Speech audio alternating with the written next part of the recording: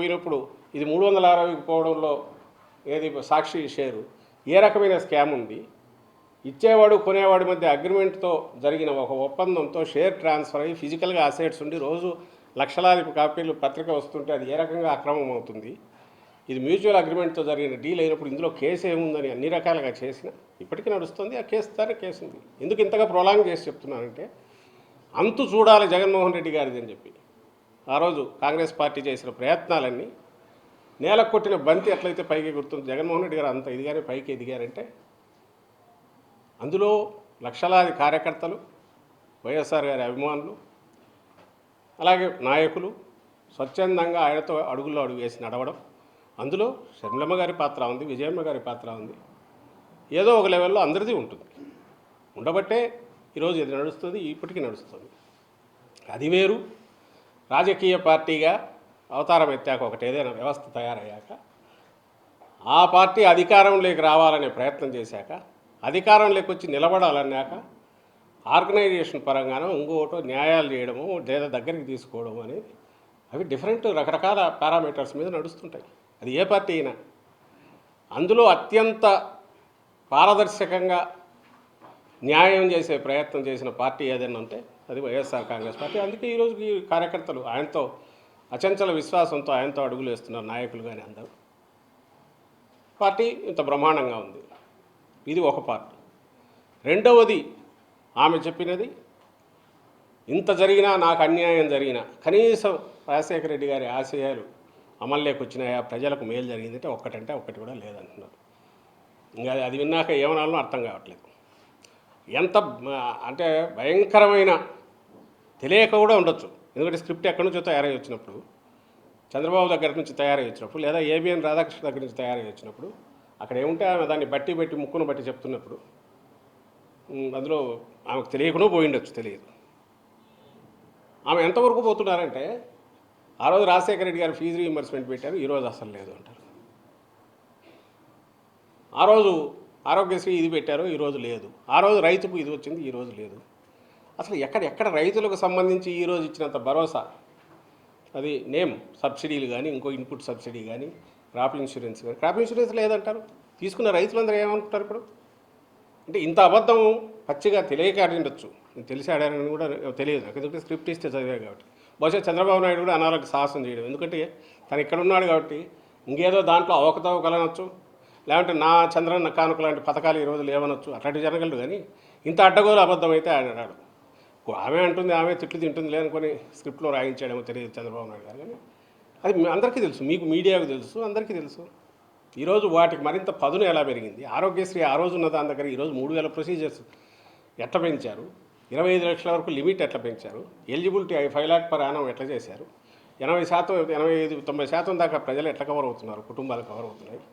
ఇవి నిజం కదా. ఫీజు రీయింబర్స్మెంట్ అప్పట్లో 30-35 వేలు ఇస్తున్నది, ఈరోజు 100% ఇస్తున్నది. నిజం కాదా? మరి ఎట్లా అనగలిగారా? ఇక్కడ నేమ్ ఎనీథింగ్. ఎక్కడ రాజశేఖర రెడ్డి గారి ఆశయాలు ఈయన మర్చిపోయారు, వెనక వేశారు. ఆయన మరింత పదునెక్కించారు, మెరుగుపరిచారు, వాటిని వ్యవస్థీకృతం చేశారు, ఇంక్లూడింగ్ డెలివరీ సిస్టమ్ కిందికి తీసుకెళ్ళారు. నేను ఇది ఎక్స్ప్లెనేషన్ లాగా ఇవ్వట్లే, ప్రజలకు చెప్తున్నాం.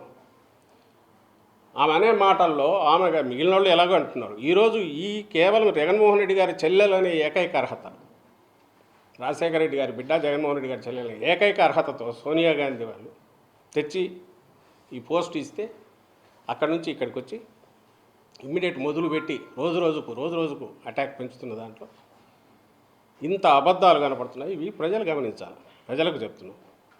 ఇంకో విషయం కూడా చెప్పదలుచుకున్నాం. షర్మిలమ్మ గారికి సంబంధించినంత వరకు 2.5 ఏళ్ళు పార్టీ అక్కడ, నాకు తెలిసి 2.5 ఏళ్ళు తెలంగాణలో పెట్టినట్టున్నారు, వైఎస్ఆర్ తెలంగాణ పార్టీని. సరే, ఆ స్టేట్కి వెళ్ళారు, పార్టీ పెట్టారు. అప్పుడు చాలామంది అడిగారు మీ కామెంట్ ఏంది, మీది ఏంది. ఆమె she chose her path and అక్కడ ఏదైనా చేసినా we wish her all the best అనేది చెప్పాం.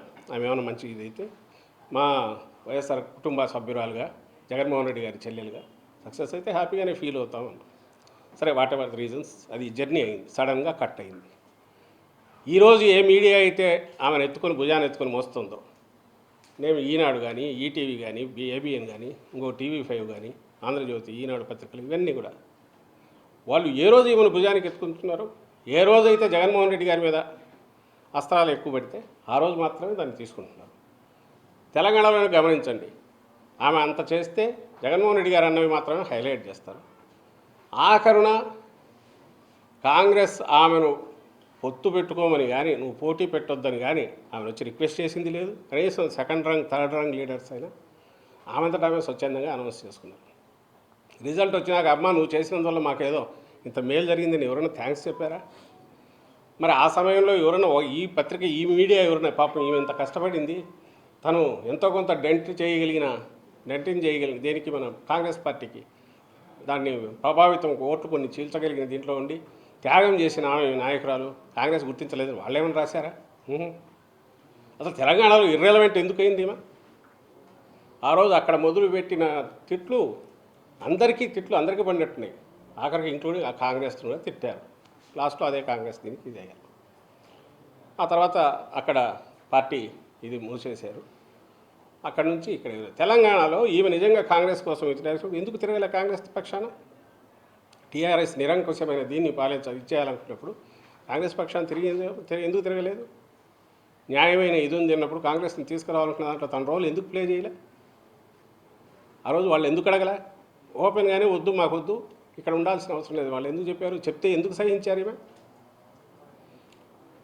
ఈ మధ్య ఇటీవల కూడా అక్కడ ముఖ్యమంత్రి రేవంత్ రెడ్డి ఆయన ఎవరో Radhakrishna open heart surgery open heart with Radhakrishna RK surgery అని వచ్చింది సార్. ఓపెన్ హార్ట్ విత్ ఆర్కేలో దాంట్లో మాట్లాడుతూ ఏమంటాడు? రాజశేఖర రెడ్డి గారు అప్పట్లో టీఆర్ఎస్ నుంచి మిగిలిన వాటి నుంచి వలసలను ప్రోత్సహించి డిఫెక్షన్స్ ప్రోత్సహించడం వల్ల ఇప్పుడు ప్రకృతి దాన్ని ఎట్లా కేర్ తీసుకోవాలని అట్లా తీసుకుంది. అర్థమేమండి? అంటే ఆయన మరణించింది దానివల్లనే కదా. వేరే మీనింగ్ ఏమొస్తుంది నాకు అర్థం కావట్లేదు. ప్రకృతికి ఈ డిఫెక్షన్స్కి సంబంధం ఏముంది? ప్రకృతి ఎక్కడ వర్షం పడి ఆగుతుంది పంటన అయిపోవడానికి. మరి అన్నప్పుడు ఆ పార్టీలో కనీసం అలాంటి పార్టీలో ఈ రోజుకు అక్కడ ఉన్న ఒక